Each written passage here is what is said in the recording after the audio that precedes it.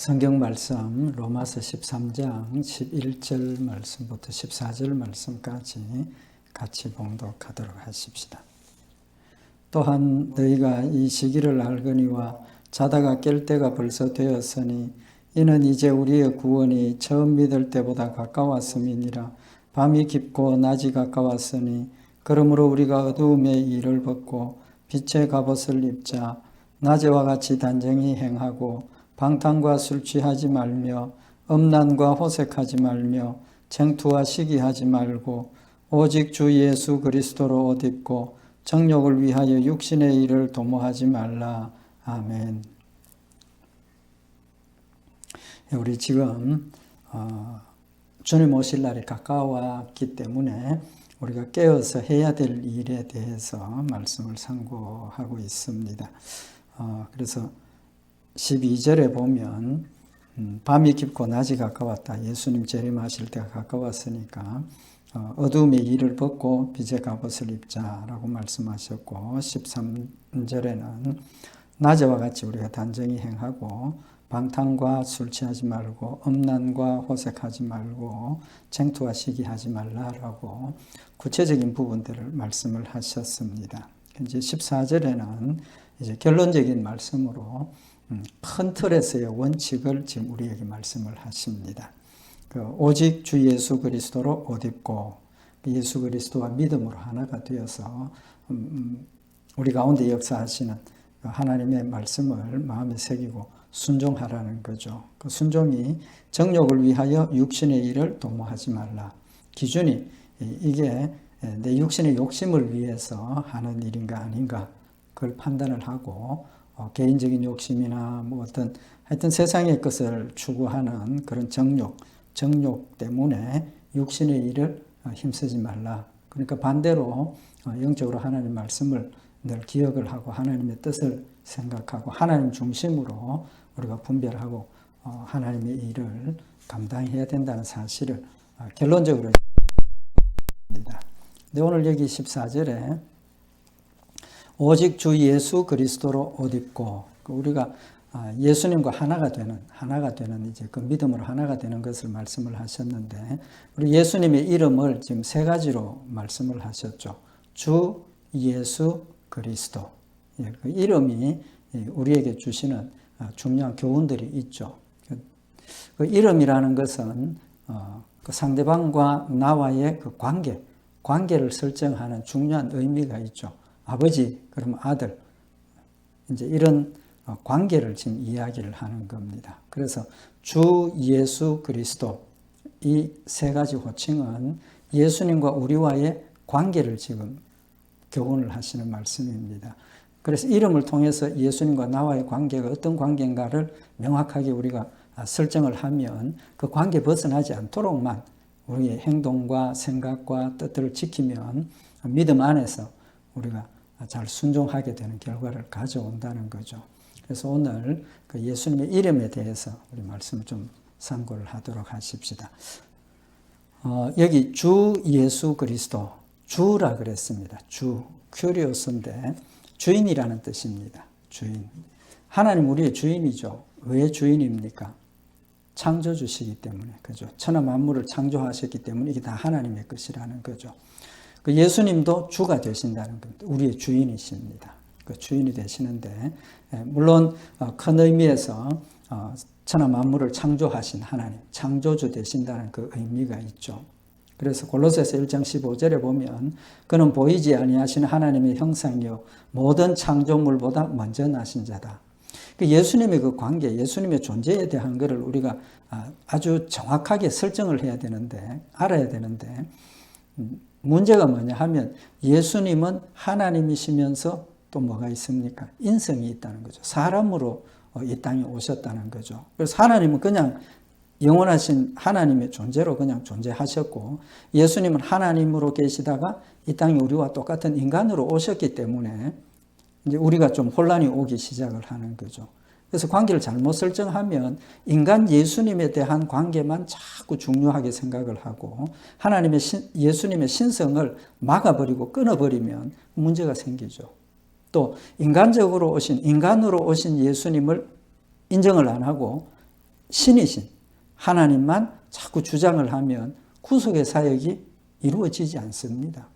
예수님이 이 땅에 인간으로 오셨기 때문에 우리를 구원하신 구속주가 되시고 우리가 믿음으로 구원받는 길이 열려졌기 때문에 예수님의 인성을 부정해버리면 기독교는 형성이 안 된다는 거죠. 이제 그런 관점에서 오늘 여기 주라는 이 단어도 굉장히 중요하게 우리에게 교훈을 주시는 이름입니다. 그래서 인간으로 오신 예수님도 우리의 주인이시고 하나님이신 예수님도 우리의 주인이시다. 이제 그런 의미를 지금 우리에게 각인시키시는 말씀인 겁니다. 그래서 이제 방금 봉독해드린 골로새 1장 15절에 그는 보이지 아니하시는 하나님의 형상이요 모든 창조물보다 먼저 나신 자다. 예수님에 대한 이야기죠. 예수님은 하나님의 형상이고 창조물보다 먼저 나셨다. 창조물보다 먼저 나셨으니까 창조주시죠. 창조주로서 창조물을 만드셨으니까 먼저 계시는 자입니다. 또 스스로 계시는 자라 그랬고 그 하나님께서 창조하신 생명과 사망의 주인 되시는 그런 하나님이시라는 사실을 지금 우리에게 고백하게 하고 또 믿음으로 가지게 하는 호칭입니다. 그래서 요한복음 1장 1절에 보면 우리 잘 아는 말씀이지만 태초에 말씀이 계시니라 이 말씀이 하나님과 함께 계셨으니 이 말씀은 곧 하나님이시니라. 이 말씀은 누구를 의미합니까? 예수님을 의미하시는 거죠. 그래서 그가 태초에 하나님과 함께 계셨고 만물이 그로 말미암아 지은 바 되었으니 지은 것이 하나도 그가 없이는 된 것이 없느니라. 그러니까 아버지 되시는 하나님, 아들 되시는 예수님, 성령님, 삼위가 함께 역사를 하신 겁니다. 천지를 창조하실 때. 그래서 말씀이 계셨다. 하나님이 말씀으로 천지를 창조하신 부분들, 이제 이런 것들을 말씀을 하시는 거죠. 그래서 예수님은 신성, 예수님이 하나님이시라는 사실을 명백하게 지금 말씀을 하고 있는 겁니다. 그런데 이제 문제가 뭐냐 하면 하나님으로서 하늘에 계셔야 될 분이 이 땅에 인간으로 오셨다는 겁니다. 우리와 똑같은 인간으로 오셨죠. 그래서 그걸 인정 안 하는 분들은 어떻게 이야기를 합니까? 그냥 하나님이지만 모양만 인간으로 오셨다. 뭐 그런 식으로 주장하는 사람들도 있습니다. 하나님이 인간이 될 수 없다. 이제 그런 주장이죠. 틀렸습니다. 그죠? 그래서 예수님이 이 땅에 오셔서 하신 그 모든 부분들을 보면 우리와 똑같은 인간입니다. 인간이 가지고 있는 한계, 인간이 가지고 있는 감정, 인간이 가지고 있는 연약함 모두를 가지고 계셨습니다. 대표적인 예가 예수님 십자가에 못 박혀 죽으시기 직전 그 전날 죽음에 대한 극심한 두려움 때문에 제자들을 불러서 야 너희들 나와 함께 깨어 있으라. 기도해달라는 부탁은 안 하셨습니다. 함께 깨어 있으라. 그리고 기도하셨죠. 기도하시면서 처음 기도가 아버지 나 이거 지나갈 수 있으면 그냥 안 죽도록 해 주십시오. 두 번째 기도도 같은 의미였지만 또 다른 그게 되었고 마지막에 이제 성령님께서 그와 함께 하시고 담대함을 주셔서 아버지의 뜻이라는 내가 받겠습니다. 이 우리와 똑같은 그런 인간으로서의 모습을 보여주셨고 또 성경에 보면 예수님께서 그 기적을 행하시는데 고향 동네에서 기적을 행하시려고 그랬는데 사람들이 안 믿기 때문에 큰 기적을 못 행하신 그런 기록들이 있죠. 이제 그런 것들을 보면 우리와 똑같은 인간으로서 이 땅에 오셨고 우리와 똑같은 그런 연약함과 한계를 지닌 인간으로서 사셨다는 겁니다. 이야기가 조금 딴 데로 가는데 그럼에도 불구하고 예수님은 우리와 다른 점이 뭡니까? 하나님의 능력의 역사를 완벽하게 이루셨다는 겁니다. 그 이유가 예수님의 기도, 예수님 열심히 기도하시고 또 성령님의 충만하심이 그와 함께 하셨고 그는 성령의 역사를 소멸하지 않고 그대로 끝까지 순종하려고 하는 그런 각오와 마음을 가지고 순종했기 때문에 하나님께서 도우시고 함께 하셔서 승리하게 하셨다는 이제 그런 의미를 우리가 가질 수가 있는 거죠. 어쨌든 그 다음에 또 기회 있을 때 말씀을 참고를 하도록 하고 그래서 예수님이 이 땅에 인간으로 오셨습니다. 죽으셨습니다. 그 죽으신 예수님을 하나님 어떻게 하셨습니까? 살리시고 하나님 우편에 앉히셨다는 겁니다. 그건 예수님 스스로 하신 게 아니죠. 예수님 스스로 하신 게 아니고 죽음 가운데 있는 예수님을 하나님께서 부활하게 하시고 하나님께서 그를 성천하도록 데리고 올라가셔서 하나님 우편에 앉히셨다. 그렇게 성경은 기록을 하고 있습니다. 그래서 에베소서 1장 20절에 보면 그 능력이 그리스도 안에서 역사하사 죽은 자들 가운데서 다시 살리시고 하늘에서 자기의 오른편에 앉히사. 하나님께서 전능하신 능력으로 죽은 자를 살리셔서 그리스도 안에서 역사하셔서 하늘에 자기의 오른편에 앉히셨다는 겁니다. 신성을 회복시키신 거죠. 그러면서 21절에 이어서 하시는 말씀이 모든 정사와 권세와 능력과 주관하는 자와 이 세상뿐 아니라 오는 세상에 일컫는 모든 이름 위에 뛰어나게 하시고 모든 이름 위에 세우셨다. 원 위치로 돌리셨다는 거죠. 하나님의 위치로 돌리셨다는 겁니다. 그리고 22절에 또 만물을 그 발 아래 복종하게 하시고 그를 만물 위에 교회의 머리로 주셨느니라. 만물을 복종하게 하셨다는 겁니다. 신성을 완벽하게 회복을 하신 거죠. 창조주로서의 위치를 회복을 하신 겁니다. 그래서 예수님은 인간으로 이 땅에 오셔서 인간과 똑같이 죽으셨지만 죄가 없는 분으로 죽으셨지만 하나님께서 부활하게 하시고 성천하게 하셔서 만물을 발 아래 복종케 하시는 주인으로서의 주로서의 위치를 회복시키셨다는 거죠. 그래서 예수님이 신성과 인성을 공유하시는 이제 그런 분입니다. 그리고 여기 중요한 게 뭐냐 하면 모든 만물을 발 아래 복종하게 하셨는데 그를 만물 위에 교회의 머리로 주셨다는 겁니다. 교회의 머리. 이제 이 말씀은 우리 교회와 예수 그리스도와의 관계를 지금 이야기를 하고 또 성도들과 예수님의 관계를 이야기를 하는 겁니다. 예수님이 천하 만물의 주인이시기도 하지만 교회는 머리가 되신다는 거죠.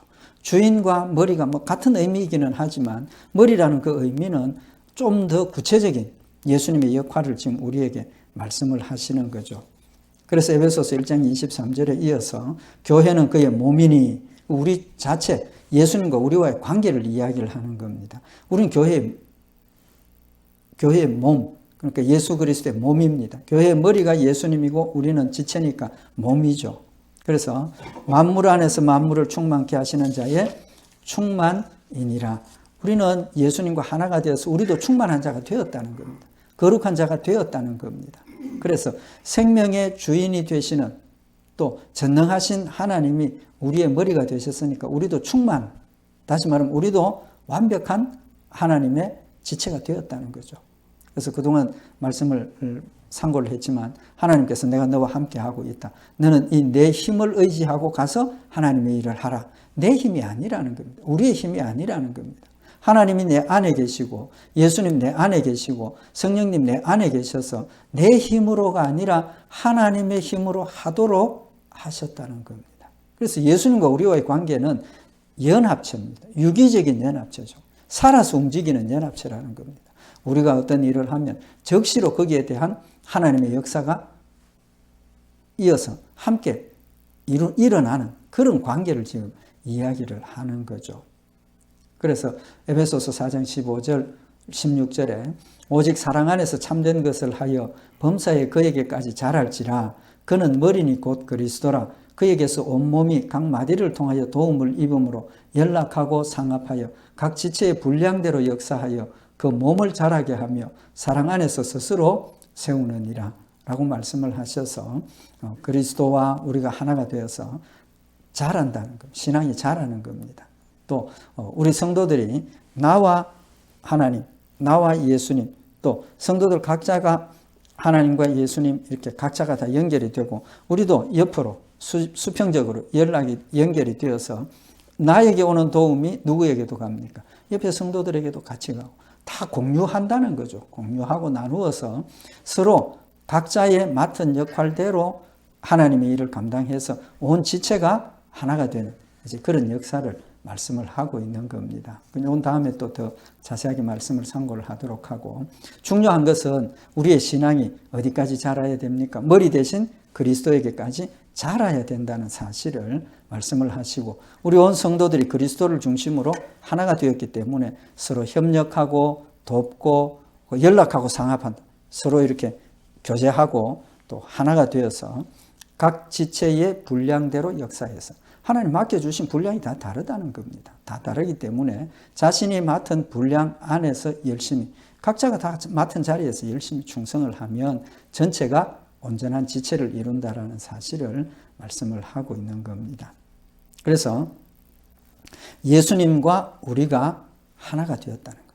우리의 주인이지만 우리는 종으로서 하나님을 섬기지만 그 주인과 종의 관계는 하나가 된 관계이기 때문에 예수님께서 이제는 너희는 하나님의 아들이라고 말씀을 하시죠. 종에서 아들로 이제 우리가 표현이 달라지는 이제 그런 모습을 볼 수가 있습니다. 중요한 것은 교회의 머리 되시고 우리가 예수님의 자녀가 된 이제 그런 상황에서 빌립보서 2장 11절에 보면 모든 입으로 예수 그리스도를 주라 시인하여 하나님 아버지께 영광을 돌리게 하셨느니라.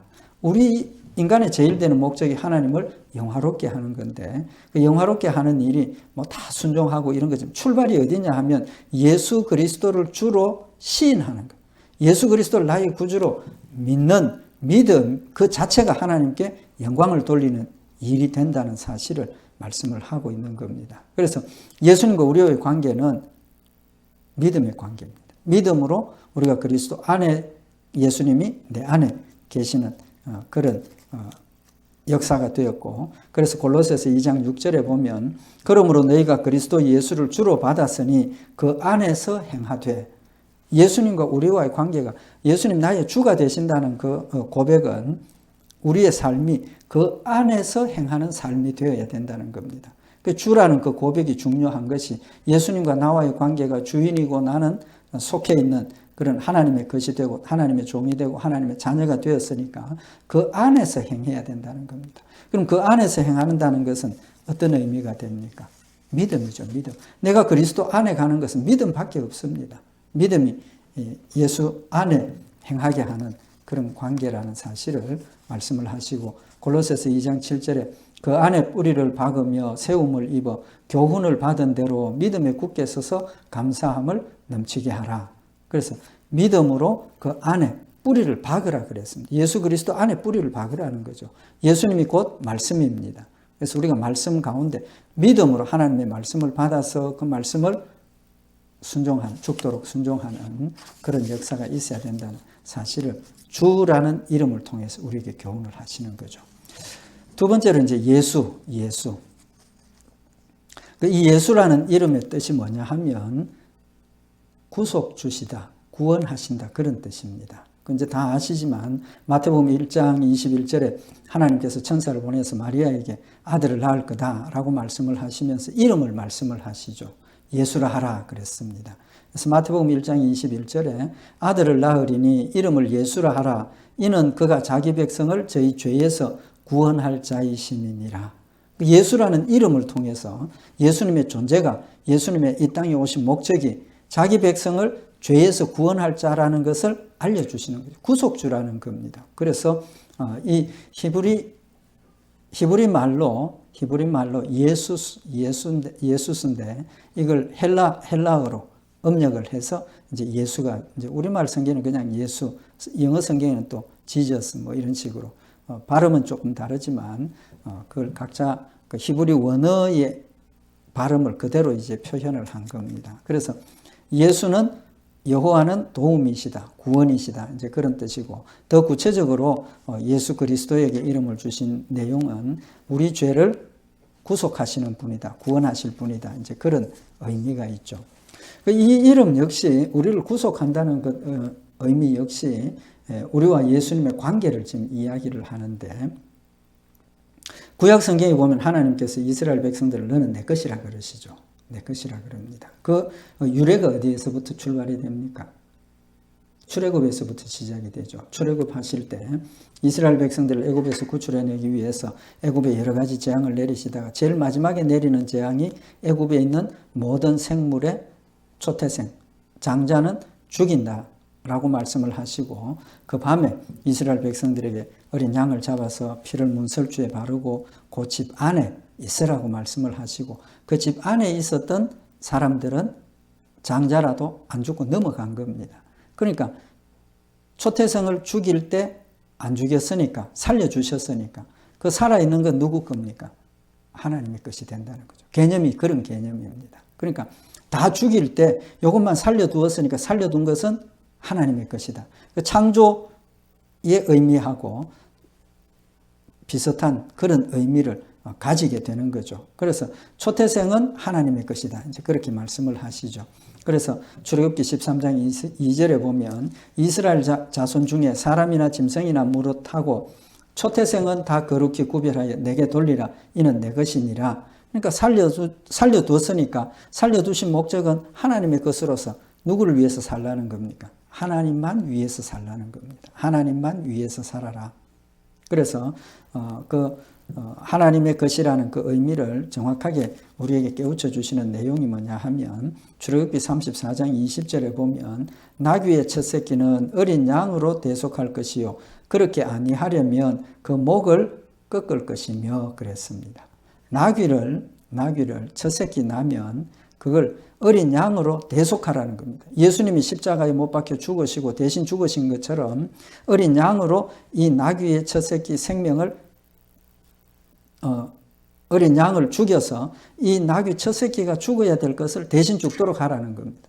그리고 그것을 우리가 사용하도록 허락하시는 거죠. 근데 만약에 어린 양으로 대속하지 아니하려면 그 목을 꺾을 것이라 죽이라는 겁니다. 쓰지 말고.